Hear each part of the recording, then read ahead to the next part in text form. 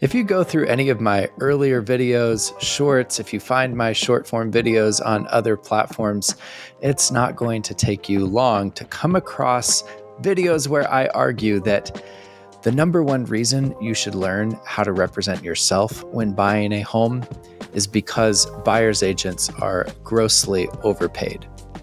And I would like to clear the record. Certainly, I ruffled some feathers, and if I'm being honest, that was kind of the point because I wanted for people to really think about how much money goes to buyer's agents when purchasing a home.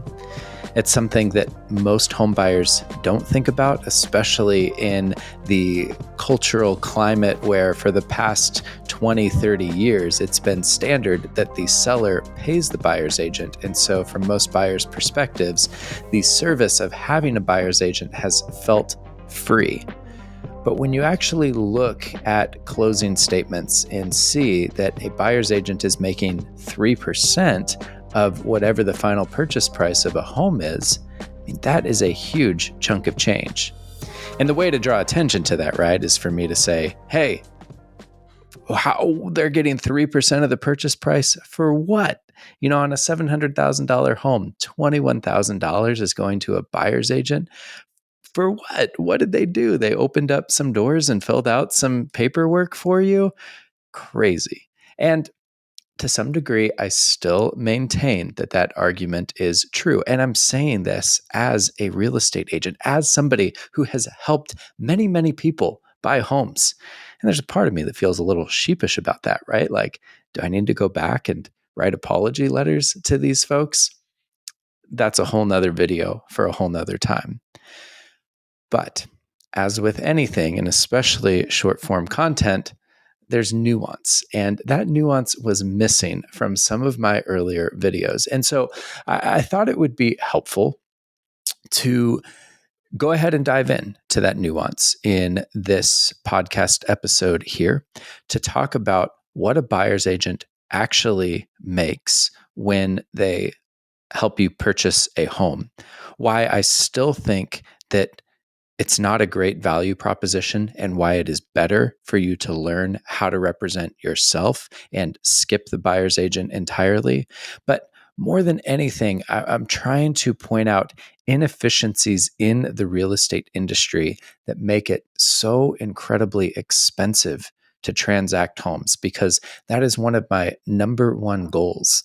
I want for my friends and especially for my children one day to be able to purchase a home. And I think part of what makes housing cost prohibitive for many people is the exorbitant transaction fees that are associated with buying and selling real estate. Hey, if you're new here, my name is Nick. I am the host of the DIY Homebuyer Podcast, which you are listening to and watching. I am also the founder of the DIY Homebuyer Academy, which functionally right now exists as a free community that I would love for you to join through the school platform. So you can find links to that in the description below. There's a free essentials course that walks you through just, like I said, the essentials of how to buy a home without using a costly real estate agent. So if you want to dive deep into all of that, go check out that course. You can connect with me there. And of course, you can find my other contact details in the description below. Would love to chat with you. But for this episode, let's go ahead and look at what a buyer's agent actually makes when they help somebody purchase a home. And for easy numbers, and also because many of those who are in my audience here, as I talk with you, you are purchasing on the higher end. Most of the DIY home buyers that I'm working with are highly educated people. And I've got suspicions as to why that is. But let's just take a $1 million purchase price as the price that we're working with here. Okay. So on $1 million home, still the national average for a buyer's agent, even on $1 million home, is that they would make 3% commission. So 3% commission to the buyer's agent comes out to pretty easy, right? $30,000. And it seems like, holy smokes, $30,000 just to open up some doors, show me a house, fill out blanks on pre-made contracts. Wow, that's crazy. But that $30,000 doesn't go directly to the buyer's agent in the way that I have sometimes framed it. Now, does that matter to a home buyer or a home seller? No, because it's the same amount to them no matter what. But I do think it's still helpful to understand how this gets broken up as we think about changing the industry on the whole. So, of that $30,000 commission that the buyer's agent is set to receive, in most cases, at least today, the buyer's agent will have a split with the brokerage, and that can range. I've seen anywhere between where the brokerage gets 60% all the way to 0%, and usually that comes after a real estate agent has hit certain sales metrics or volume. But let's use something that's more in the middle. And so let's just say that the brokerage is going to get a 25% cut or split of that $30,000 commission. So we'll take the $30,000 and find 25% of that. So 7,500 is going to the brokerage. All right, so we've already got a little bit that's coming out of the buyer's agent's pocket. And then many times, the way that buyer's agents get connected with their clients is through a referral.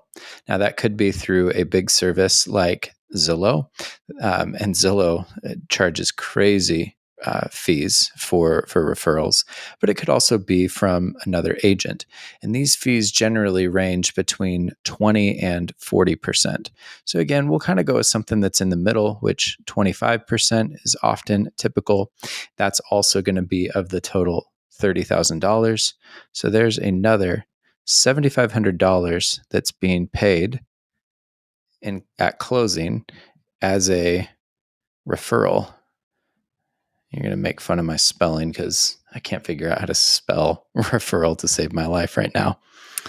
Okay, so we've already got $15,000. Half of that $30,000 commission check is going to the brokerage and is getting paid out to another realtor or company like Zillow that created the referral.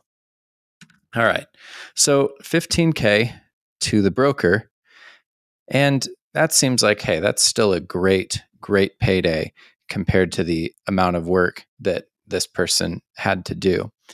But they're self-employed, right? And so the tax rate depends on what state you're in, but it's about, we'll estimate low and just say about 30%. In many cases, it's up closer to 33, 35, even 37%, depending on tax bracket and the way that taxes are set up. But let's take that $15,000 that gets taxed at 30%. So that's another $4,500 that's going to taxes. So now that $15,000 check functionally is now become $11,500 is the broker's take home. And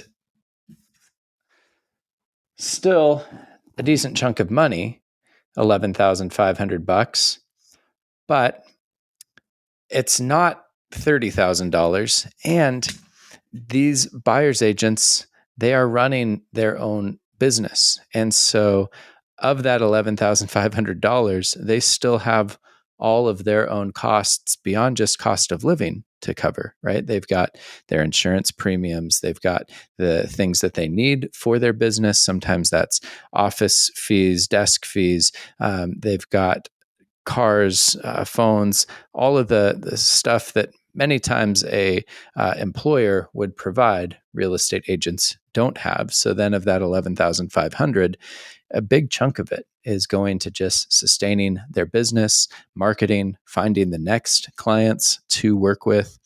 And so you can see that, like, wow, for a buyer's agent to really make good money, like over six figures, they're going to have to be selling 10, 12, $15 million plus homes a year. And that's if they're doing it at a 3% rate.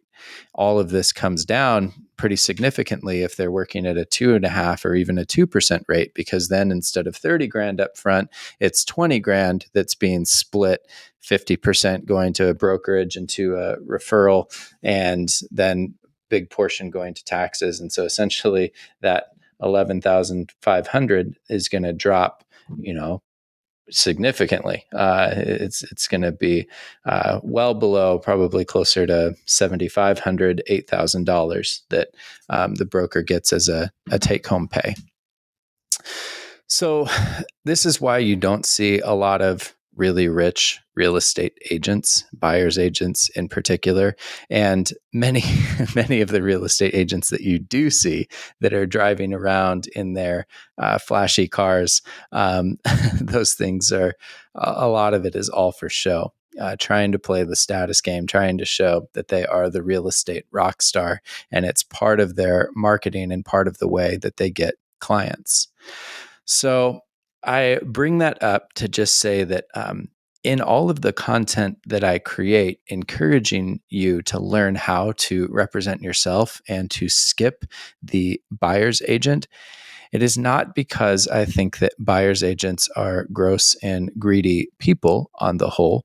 It is because I think that the industry is unbelievably inefficient, and there is greed at play in there somewhere, for sure. There has to be, and we can look at those different places, because that's a huge disparity, right? Like $30,000 that you as the buyer are paying the buyer's agent, whether that's being paid as a seller credit, which ultimately then that means it's being accounted for in the sales price. So you're financing that $30,000, or if that's something that you're coming out of pocket to pay, that's a huge, huge chunk of change to you as the consumer.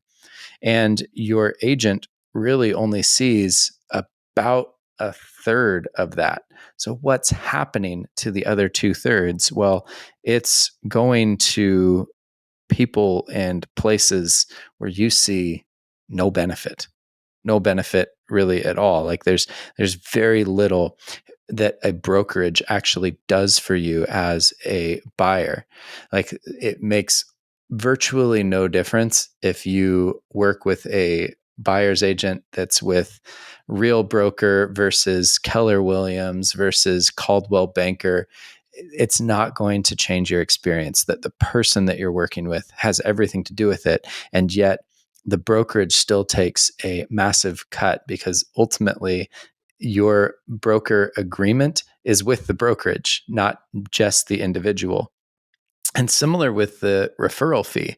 Like while the referral fee can be nice, like if you've got if you're moving across states and you've got an agent who's a friend in your town that you're currently in, and they're able to set you up with a referral for somebody in place 3 states over, like, yeah, that's great that your agent friend gets a referral fee and a chunk of that, but it means then that the broker on the other end that's receiving the referral has to increase the commission that they are charging you as the buyer in order for things to make sense for them from a business perspective. Like they got to keep the lights on, they got to be putting food on the table and keeping shelter over their head as well. So it's a messed up system. And it's, you question like, all right, well, whose fault really is this? And this is where I do point the finger mostly at brokerages, where I just ask, okay, what does the brokerage do that justifies them taking 25%, sometimes significantly more, of every single deal. Uh, why is a referral fee, why is it typically 25%? I realize that it's a big thing to have a client and pass them along, but that referral fee here, I mean, just think about these numbers, right? Like $7,500 is going to the referring agent for what? They picked up the phone. They might not have even made a phone call. They just sent a text and said, "Hey, I will give you the name of somebody who's looking to buy a home in your city, realtor friend, if you pay me 25% should they move forward and buy a home with you." And it's wild because realtors will say yes to that all day long. But again, that $7,500, that is a pretty penny to pay for literally 5 minutes of work. And I hear the argument of like, oh yeah, but it took so long to cultivate that friendship and that relationship. And it's like, oh, give me a break. That's you don't really see referral fees, at least with that kind of a percentage, pretty much in any other industry. I mean, if I'm wrong in that, let me know in the comments below. But these are the kind of inefficiencies that drive commissions higher, that drive transaction fees on homes up. And it's, just thinking about changes that need to happen. The industry has got to take a closer look here. Now, as a home buyer, is that really your problem? No, it's not. But the way that the industry will change is if people start saying, yeah, I'm not paying 3% to a buyer's agent. I'm not paying $30,000. I'm not having an additional $30,000 of transaction fees for a buyer's agent because, and this is an important because I don't believe that the service that they provide is valuable enough. I don't believe that the buyer's agent is bringing $30,000 of value to the transaction that I'm about to have on $1 million home. And that's where I think buyers like you are coming to that recognition and awareness of that. Where is the 30 grand in value? What is actually being paid for here? What is a buyer's agent actually doing that an educated person cannot do on their own? I get that they bring some convenience, some organization, that it's easy to call on somebody else to finish paperwork or to show up for different appointments. But are you really going to pay them $30,000 for that bit of extra work and convenience? Maybe some of you are saying yes, but most people, you'd want to think long and hard about what else you could do with that kind of money. And that's what so much then of my content really is about. And you can find that in other episodes. And as I mentioned at the DIY Homebuyer group on School, where you can find all of the resources on how to learn to represent yourself, because that's the beauty of it, right? Is that if you're buying a $1 million home, you stand to save $30,000 because that $30,000 has to be accounted for somewhere. So if you've got your $1 million home, how's that for a illustration? You've got your $1 million home. And let's just say that from the seller's perspective, let's say that they are offering buyer agent commission. So they're doing the typical 3% to the LA listing agent. And let's just say that they're willing to pay 3% to a buyer's agent, right? For the seller, then that means they're expecting to shell out 60 grand when it comes to commissions. You see that, right? So 30 grand on the listing agent side, 30 grand on the buyer agent side, so 60 grand total. And if you're able to come in and eliminate the buyer agent portion of this transaction, well, then that 30 grand that the seller was planning on paying out has to go somewhere. And the reason that the DOJ and why I have talked about this too, like why we've got to get away from any sort of cooperative broker relationships, where by cooperative broker relationships, it used to be that the seller would have an agreement. So the seller and listing agent have an agreement for 6% commission. So the seller has said, all right, I'm willing to pay 6% commission to the listing agent. And then the listing agent says that they will give up 50% of commission to a cooperating buyer's agent. So that was how we used to get to the 6% standard and 3% split, is because then the listing agent would say, okay, if there's another broker, then I will give 50% of my commission to that agent, 3% on each side, right? Well, this has to go away. We've got to stop saying, sellers have got to stop agreeing to paying a 6% commission. What sellers need to do instead, in order for this industry to change and for transaction fees to come down and to create competition, is sellers, I can't spell sellers now. Sellers need to say, hey, I will give 3% to the listing agent, no matter what. Listing agent, you get 3% when my house sells. And then for a buyer's agent, what they need to do is they need to say, I'll remain open to reasonable requests for compensation or credits, but I'll make that determination once I receive an offer on the house. So that way, buyers actually have to negotiate with the buyer's agent on what the fee will be. And let's just say then that, okay, the buyer's agent fee is 3%. Well, then sellers can decide whether or not they're willing to pay that 3%. But where that really meets the road for you, my DIY home buying friend, is that you're able to come in with no buyer's agent. You're not asking for any additional transaction fees to be covered. You're not having to come up with any cash to pay the buyer's agent. And so going back to our $1 million example, where there's the house with $1 million home, 30K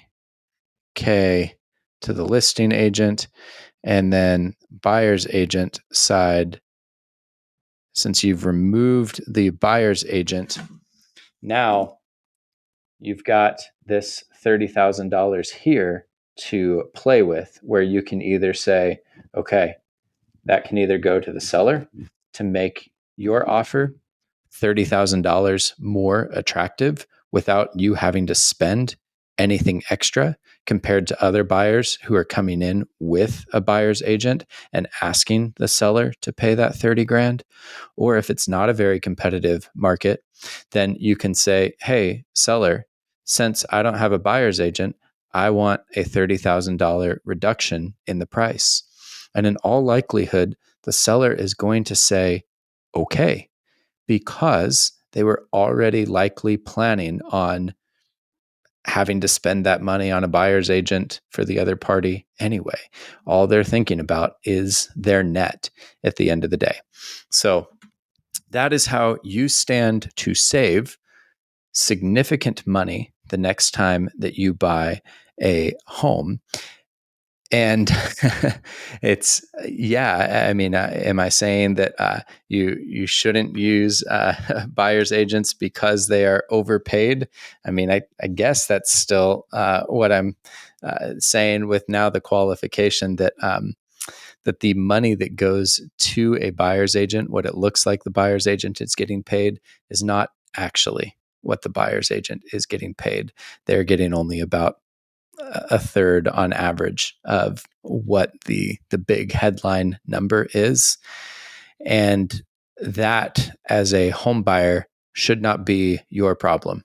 Like, the inefficiencies in the way that buyer agency operates should not be your problem. And one last just sort of anecdote here is that you just think about the seller paying 2 commissions, or just on any deal, right? That there's, again, a 3% commission for the listing agent and the 3% commission for the buyer's agent.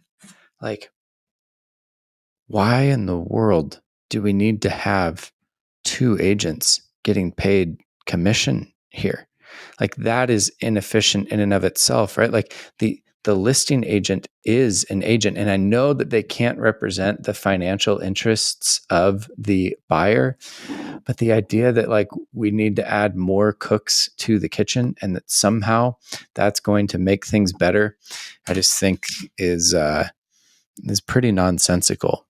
Like, the idea that you could bring a buyer's agent to a car dealership with you and somehow get a better deal on a car by adding additional parties that need to get paid to that transaction, that doesn't make any sense to me, right? Like, when you add more professionals, more people that need to get paid, when you add more services to a deal, it's more costly.